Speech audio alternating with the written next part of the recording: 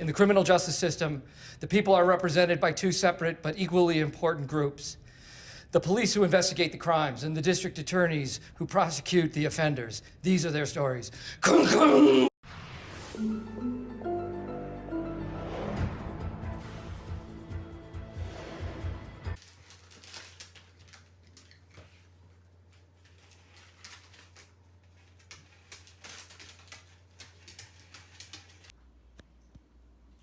Oh my God! Who knocked over my trash can? Yeah, FBI? Yeah, we got a case here. I need you to come investigate and collect some evidence. My trash can's been knocked over and I don't know who the suspect is. Thank you.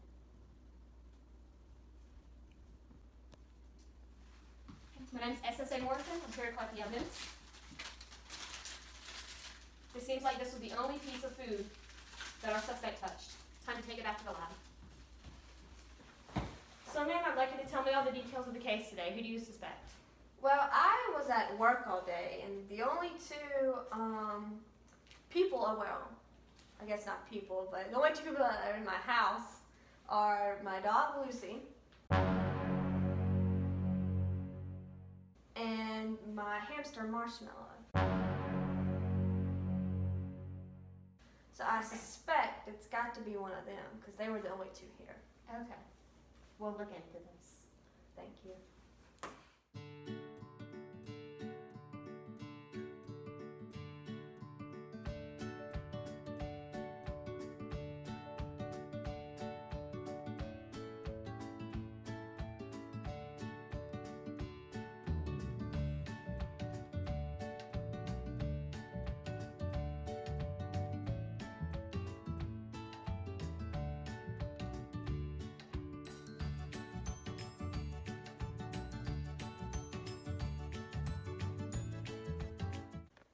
Today we are gathered in court to discuss the trash can versus animal case. Our two suspects are Marshmallow the hamster, who has chosen to represent herself today because she is pleading innocent. And then Lucy, who is also pleading innocent with her lawyer. And I present our one piece of evidence, the jelly bean trash bag. And it was found to have the DNA of Lucy on it, found through DNA databases, and specifically the database called 23andMe. So, I declare Marshmallow is innocent and Lucy is guilty. Life imprisonment. I object!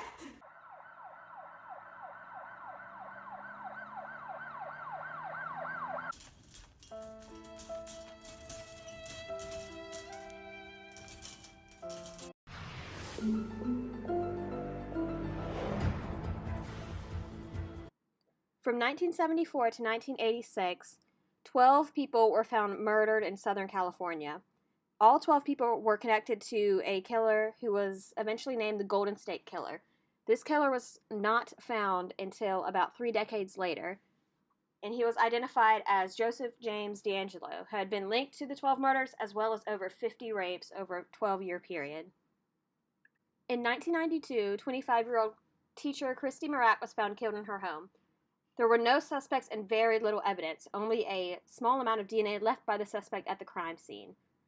Years later, the killer was identified as Raymond Rowe, who later confessed and pled guilty to killing Christy. In 1998, the body of an unidentified 10-year-old boy was found. He was identified and labeled as a John Doe for over 20 years, until February 2019. He was finally identified as Robert Bobby Adam Witt. So what did all three of these very different cases have in common?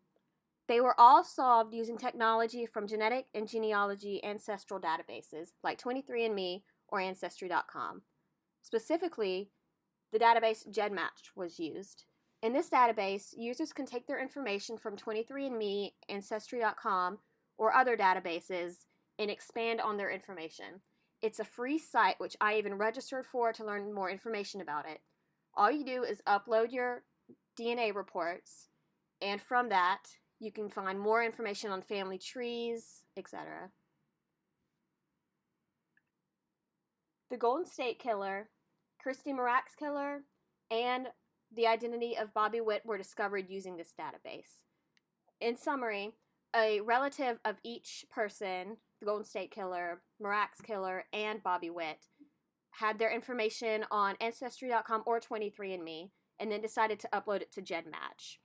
Through this system, the DNA of the Golden State Killer's victims, Marak and Bobby, were partially matched to family members.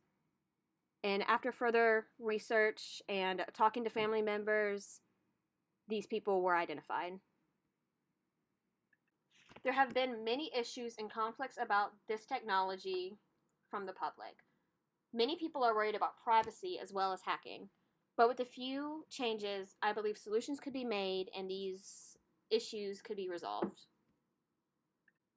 I believe that the public needs to be more informed about the use of their DNA by ancestral sites. For example, as you can see in this clip, there is a statement from 23andMe about law enforcement's access to users' DNA records. Yet it's buried deep in their extremely long terms of service and privacy statement. I believe that when signing up for websites like this, there should be a small box that users need to click in order to acknowledge that law enforcement can get access to their DNA records with certain restrictions. Additionally, I believe that law enforcement should not scan the entire database looking for specific people. If a crime, for example, has taken place in Columbia, South Carolina, they should scan just the tri-state area, so North Carolina, South Carolina, Georgia, and maybe additional surrounding states.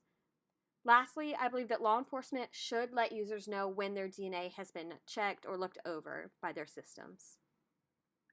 By improving this technology, I believe that the percent of homicides solved in the United States as well as the percent of violent crimes that are solved can be increased. Additionally, I believe that this technology could help to identify Jane Does, John Does, and other identified people in the United States, as there are many, many people who are still unidentified. Lastly, I believe that the use of genetic databases by law enforcement can be very beneficial in solving crimes. Thank you for listening.